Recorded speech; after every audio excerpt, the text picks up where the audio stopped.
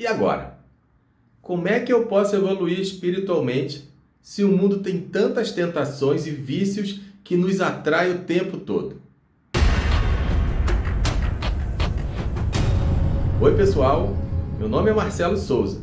Esse é o nosso tema de hoje e vamos refletir como podemos evoluir na nossa caminhada espiritual. E quais as armas que Jesus nos deixou para combater os vícios e tentações. E vou deixar o link na descrição deste vídeo de um livro que vou te sugerir e que vai te mostrar um caminho para você se aproximar o máximo possível de Jesus. Já vimos em vídeos anteriores que depois do pecado original houveram 3 consequências fundamentais. A morte entrou para a história da humanidade, a perda da integridade e a mancha do pecado original. Então Deus resolveu o problema da morte, fazendo seu filho morrer e ressuscitar. Resolveu o problema da mancha, fazendo seu filho ser conhecido por nós. Como Jesus disse a Felipe: Felipe, estás comigo há tanto tempo e não sabe que quem me vê, vê o Pai? Jesus é a plena revelação de Deus Pai. Então, quem vê Jesus, vê o Pai. Vimos também que o batismo não resolve o problema da perda da integridade. Nós temos que evoluir, para o nosso eu se tornar o mais possível igual ao eu de Deus, até que a sua vontade se aproxime da vontade de Deus. Então temos que nos converter, tomando consciência do nosso erro, se arrependendo e tentando mudar de vida. E vimos também, no último vídeo, que deveremos estar à altura da salvação que Deus vai nos dar. Pois bem, o texto da Sagrada Escritura diz que Deus enviou seu Filho ao mundo para nos salvar, não para nos julgar. Na verdade, o julgamento acontece diariamente, de acordo com o que eu estou fazendo na minha vida no dia a dia. É como uma construção. Eu estou pondo tijolos na minha construção. Se os tijolos estão sendo postos corretamente, vai dar uma ótima construção.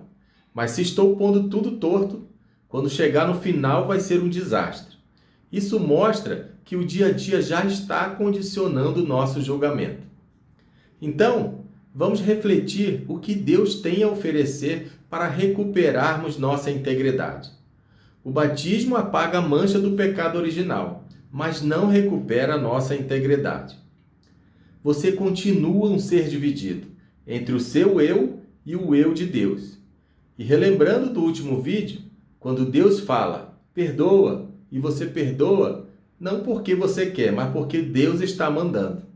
Como nós entendemos a santidade nesta relação? O que Deus tem a oferecer para recuperarmos nossa integridade? Tem muito a oferecer. E aqui entram os sacramentos. Os sacramentos são canais especiais que Deus nos oferece e nos concede sua graça para recuperarmos a integridade perdida. Para que o ser humano que ficou desnatado pelo pecado original volte a ser 100%. Como é que os sacramentos nos oferecem isso? Como entender cada um deles e a relação deles entre eles? Qual o papel do Espírito Santo nisso tudo?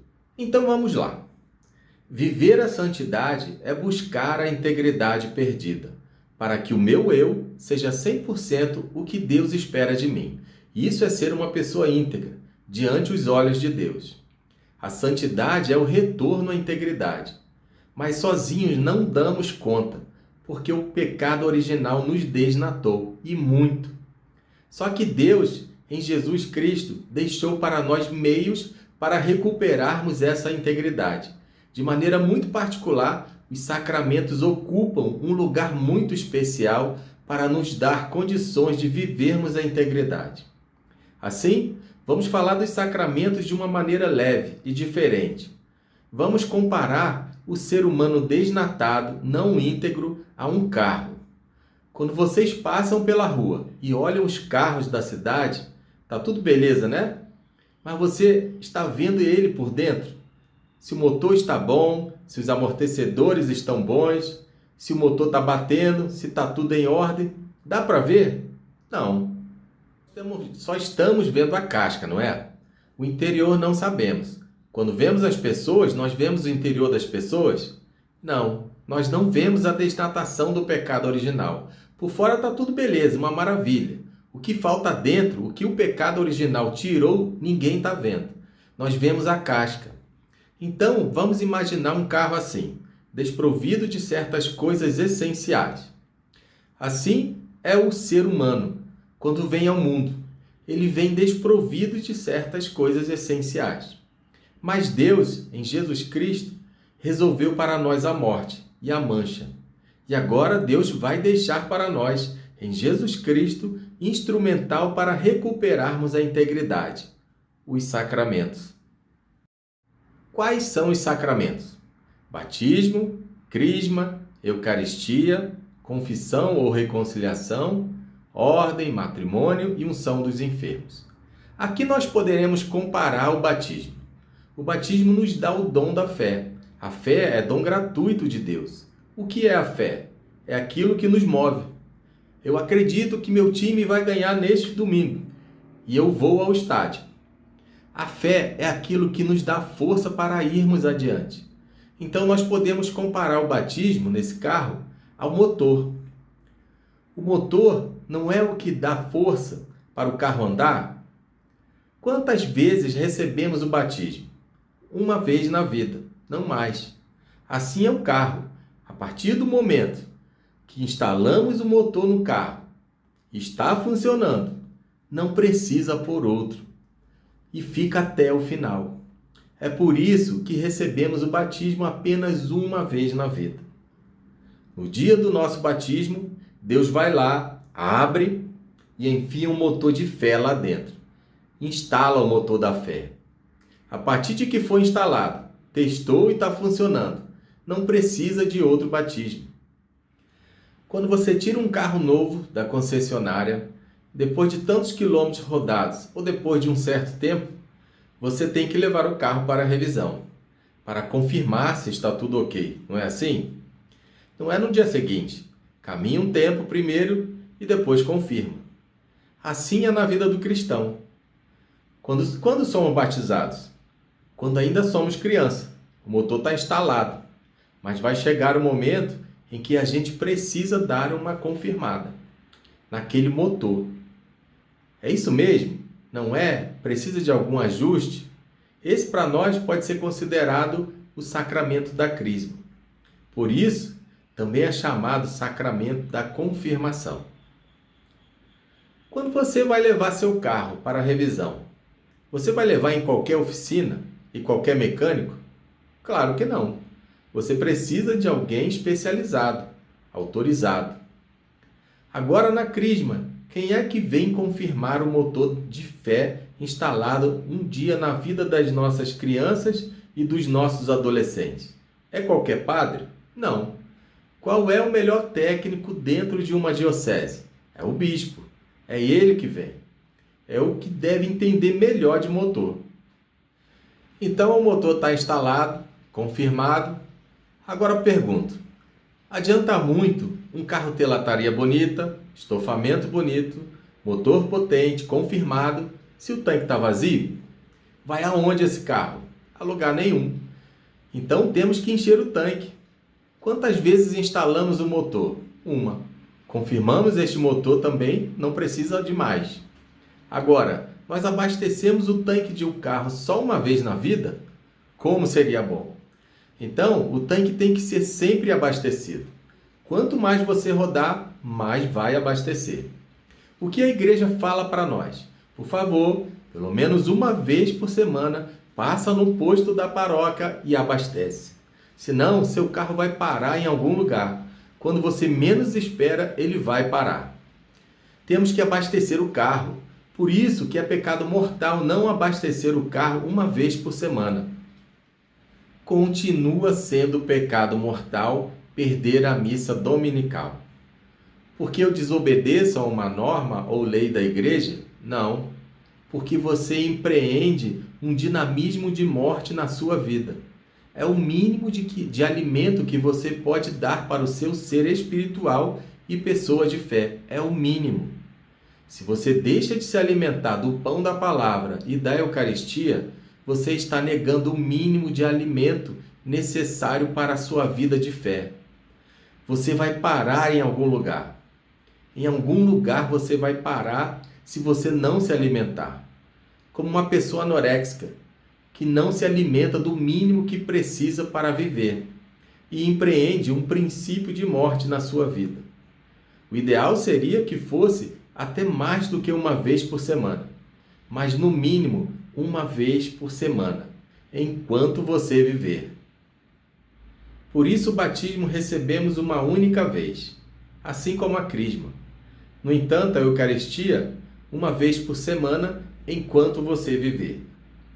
Enquanto você está abastecendo, o motor está funcionando, senão ele vai parar.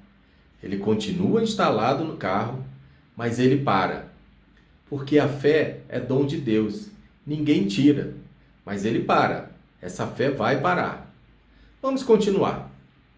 Conforme você vai andando, dentro do motor tem uma varetinha que de vez em quando você tem que puxar ela e verificar. Não precisa ser todo dia, não precisa ser toda semana, mas de vez em quando você tem que ir lá e puxar aquela vareta e dar uma olhada no óleo.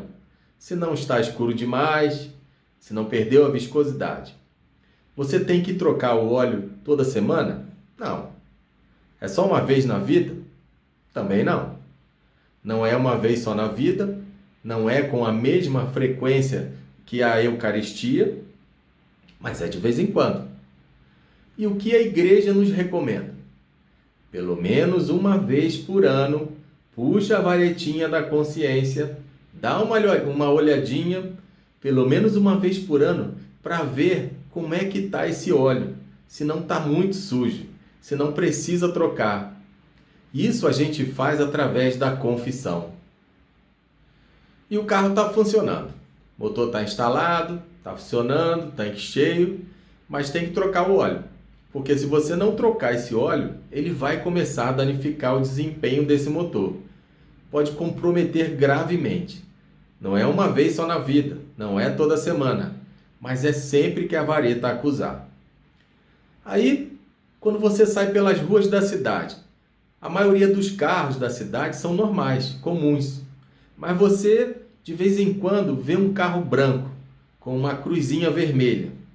Então você identifica uma ambulância. Quantas ambulâncias tem na cidade?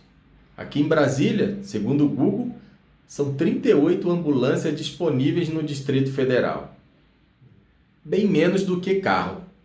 Assim como também o caminhão de bombeiro, o carro da funerária.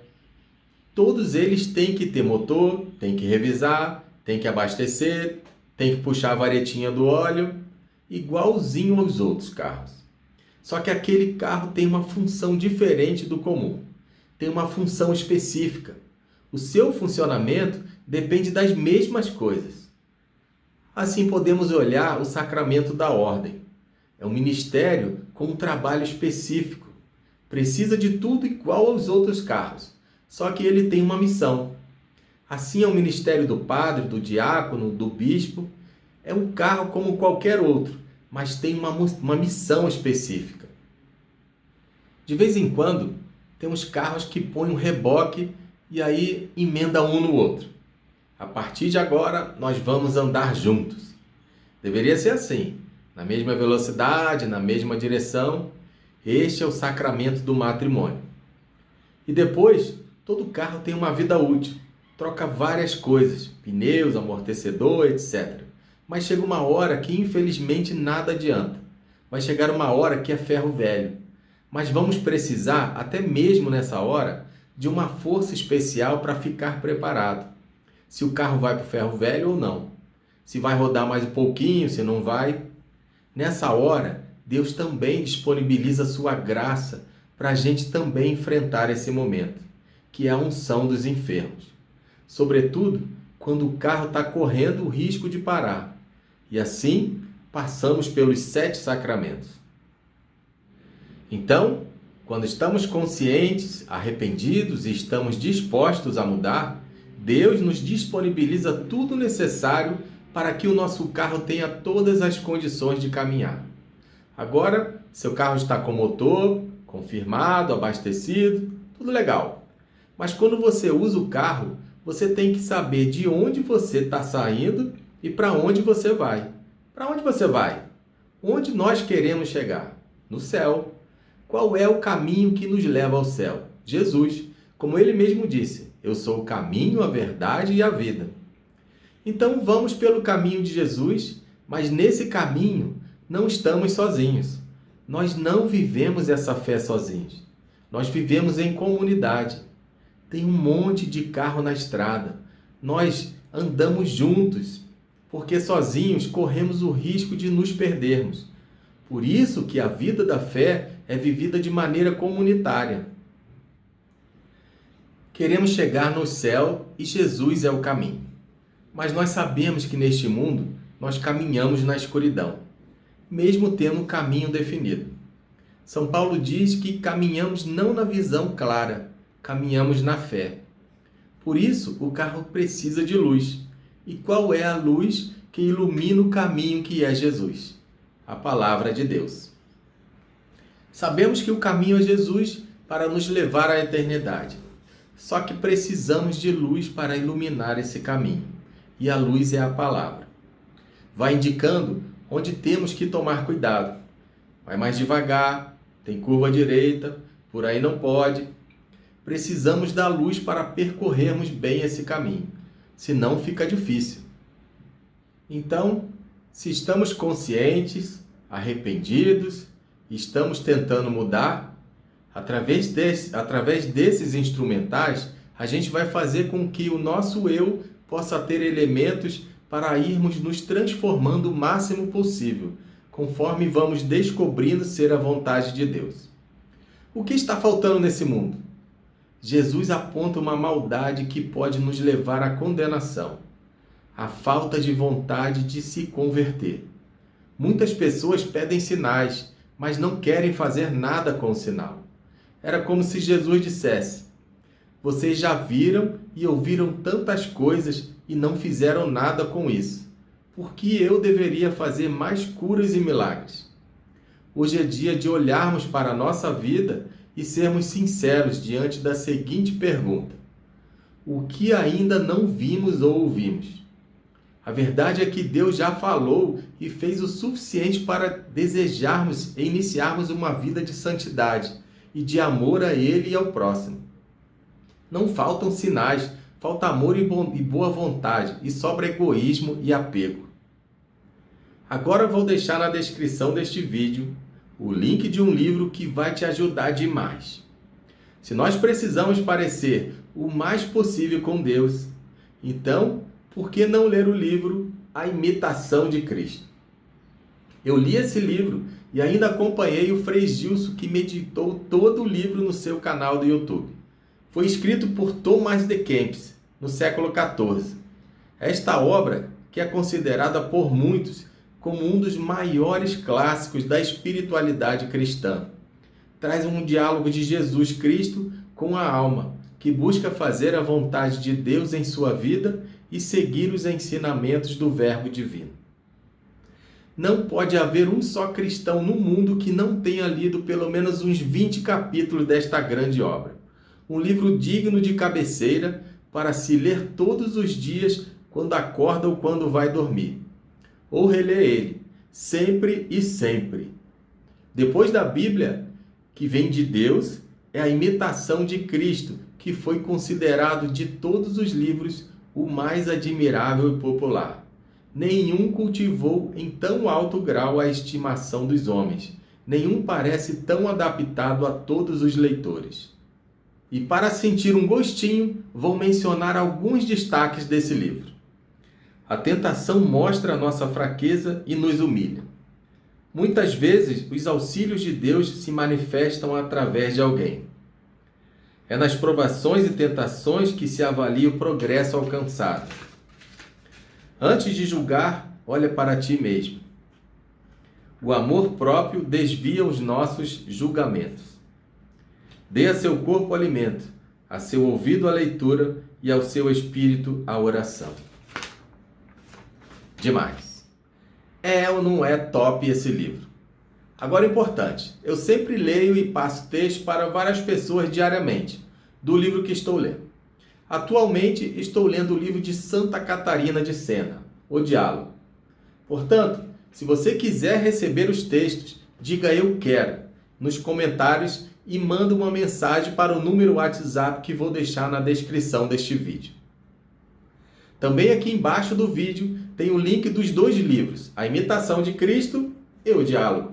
E se gostou do vídeo, me dê essa moral, compartilhe, comente, dê um like e se inscreva no canal.